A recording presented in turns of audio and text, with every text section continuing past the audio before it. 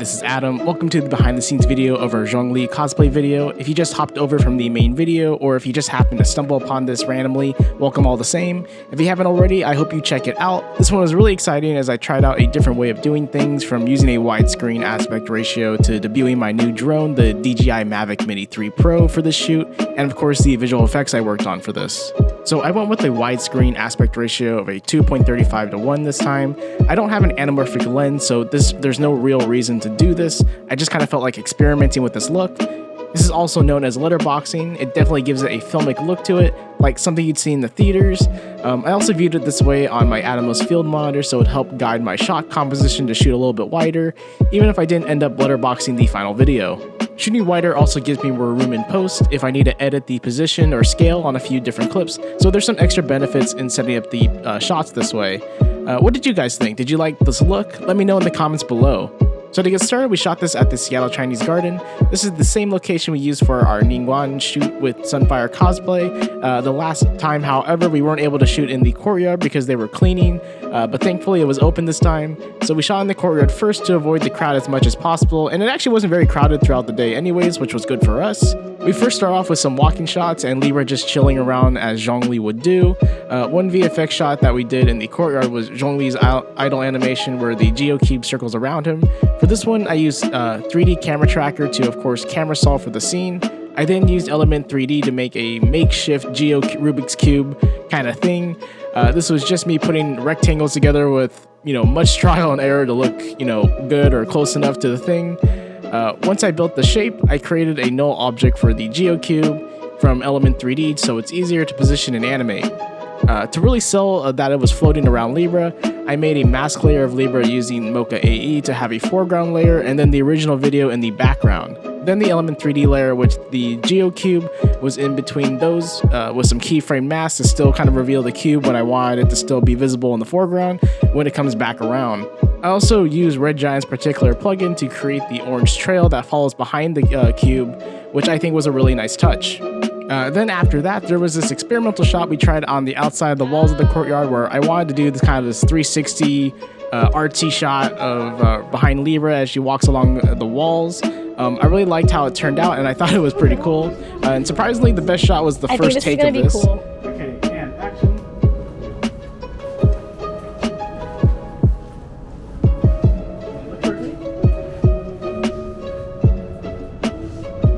Oh, we just got that the first try.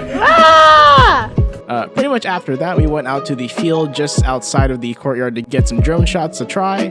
Now, it took like 15 or 20 minutes to get that lifted off because I needed to get connected to Wi-Fi to get permission to lift off in that particular airspace. But I was able to use Nicole's phone as a hotspot, so we were able to use it eventually. I was so excited about what we were able to do with it, getting some of these aerial views of Libra walking through the courtyard and getting these fast-moving action shots.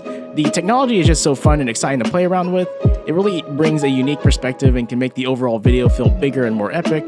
Most of these shots were manually piloted by me instead of the, tracking features, because a lot of the time it wouldn't work for some reason, and I just felt like I could get a better, more organic look in the flight. Doing these kind of orbit or tracking shots wasn't too bad. One of these shots was Libra walking towards this rock formation that looked pretty neat. We wanted to kind of recreate a scene where Zhongli decides to relinquish his Gnosis. Now, I know he technically gives it to La Senora, but just kind of imagine he left it there like it was an Amazon Dropbox sort of deal. Moving on from that, we headed into the stone table area where we filmed some shots of Zhongli enjoying tea, or kind of where like the tea master would be, where he's doing the storytelling. Since we were nearby this cool looking structure scene area, we used it to get some detail shots and of course cool off at the same time because it was pretty warm out. After that, we headed back to the field to do some running and some action shots. Nice.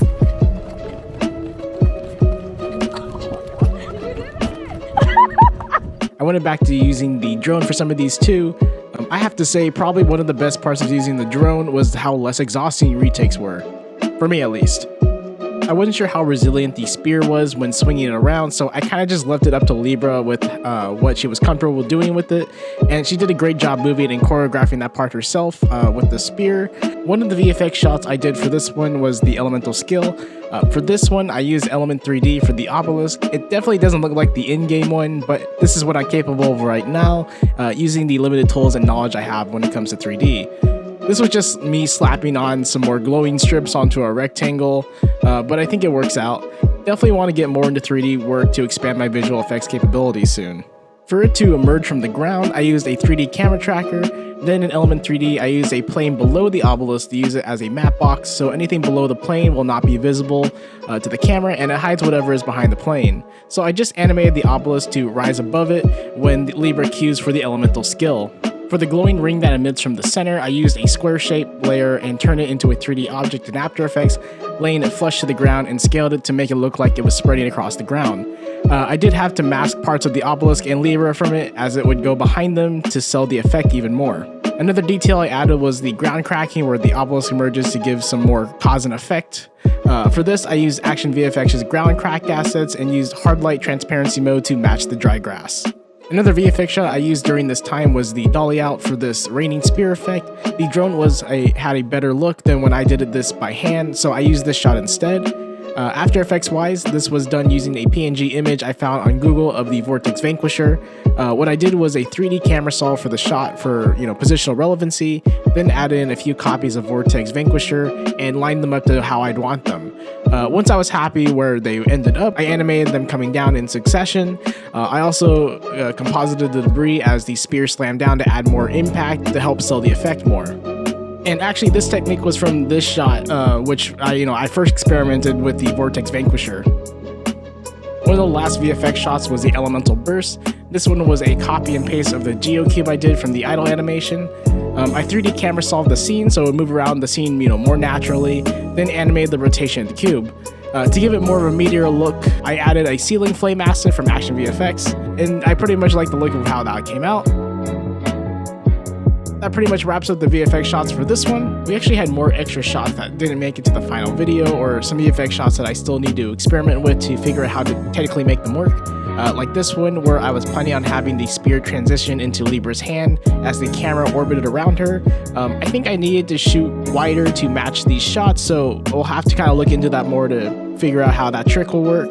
But that's just kind of how it is, though. A lot of times it's really just a theory until you give it a shot yourself and see what works and what doesn't. That's part of the fun for me too, is to kind of experiment and put stuff into practice and learn from those experiences. Anyways, that's going to be it for this one. It was awesome being able to utilize the drone for this, and excited for whatever creative shots we can get for future cosplay videos. If you enjoyed these kind of projects, help us out by leaving a like, comment, and of course subscribe and share our videos. Really appreciate it. And of course, be sure to give Libra Cosplay social media a follow, as well as Royal Rose Cosplay. They both make some amazing stuff together. Please go check them out. Thanks so much for watching, and I'll see you guys in the next one.